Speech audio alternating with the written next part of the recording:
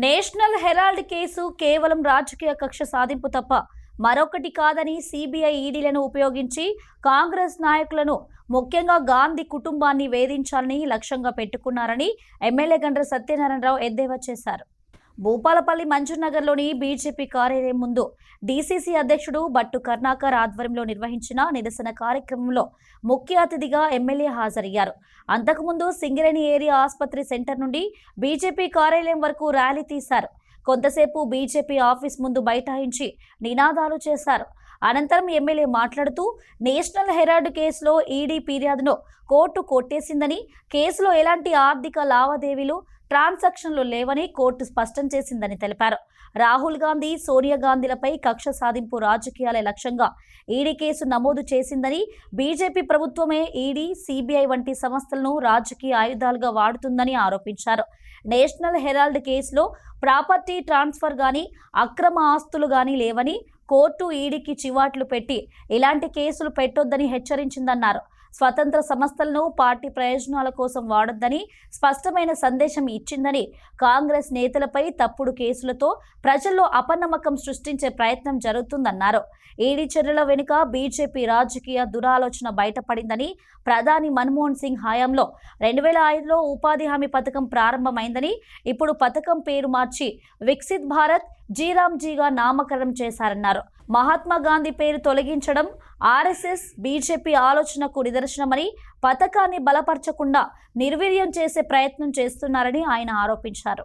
వాళ్ళ గిట్టని వ్యక్తుల మీద కేసులు పెట్టించి జైళ్లకు పంపించి ప్రభుత్వాలను, బీజేపీతర ప్రభుత్వాలను 11 సంవత్సరాల నుంచి 8 రాష్ట్రాల్లో కూలగొట్టడం జరిగింది.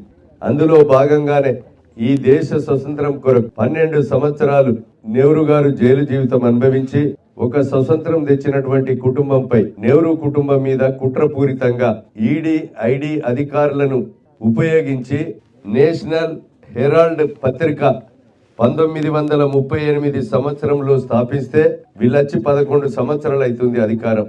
అప్పటి పత్రిక మీద నిజాయితీగా ఈ దేశము కాపాడాలని, ఈ దేశానికి ప్రజాస్వామ్యం రావాలని, ప్రజాస్వామ్య విలువలు కాపాడాలని స్వతంత్రం కొరకు పెట్టినటువంటి పత్రిక మీద ఈరోజు కుట్రపూరితంగా ఈడీ, ఐడిని ఉపయోగించి శ్రీమతి సోనియా గాంధీ, రాహుల్ గాంధీకి నోటీసులు ఇప్పించి బెదిరింపులకు గురి చేసే పరిస్థితి వచ్చింది.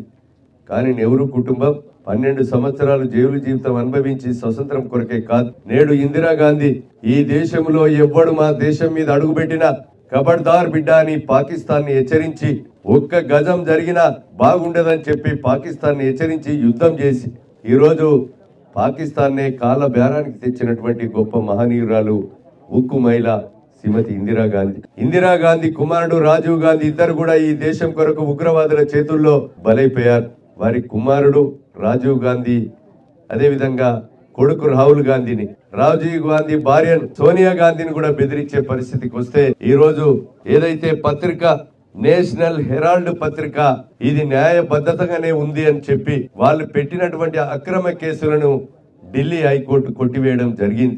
అయినా కూడా ఇప్పటికైనా మీరు ప్రజాస్వామ్య విలువలను కాపాడే విధంగా మోడీ ప్రధానమంత్రి ఈరోజు అమిత్ షా మీ యొక్క గుణం మార్చుకోండి, మీ యొక్క బుద్ధి మార్చుకొని ప్రజాస్వామ్య విలువలను కాపాడాలని మీకు ఈ సందర్భంగా తెలియజేస్తున్నాం.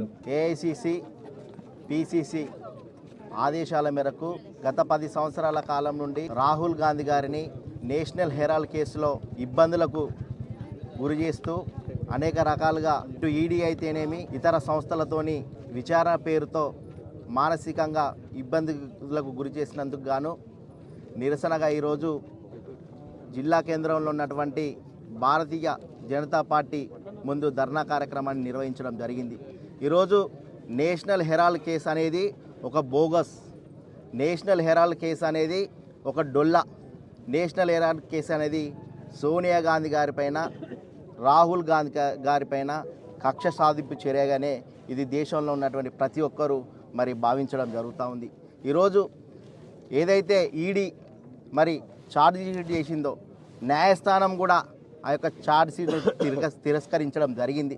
రేపు మేము పదే గత 10 సంవత్సరాల కాలం నుండి సోనియా గాంధీ గారి కుటుంబం అయితేనేమి, రాహుల్ గాంధీ గారు అయితేనేమి ఈ యొక్క నేషనల్ హెరాల్డ్లో ఎలాంటి ఆర్థిక లావాదేవీలు జరగలేదు, మీరు ఎలాంటి విచారణలకు పిలిచినా మేము వస్తామని చెప్పేసి మరి సోనియా గాంధీ గారి కుటుంబం పదే పదే చెప్పినప్పటికీ కూడా వాటన్నిటి బేఖాతారు చేస్తూ ఈరోజు గౌరవ న్యాయస్థానం వారికి ఏ విధమైనటువంటి చెంప చెల్లుమనేదో ఈరోజు దేశంలో ఉన్నటువంటి ప్రజలందరూ చూడడం జరుగుతోంది.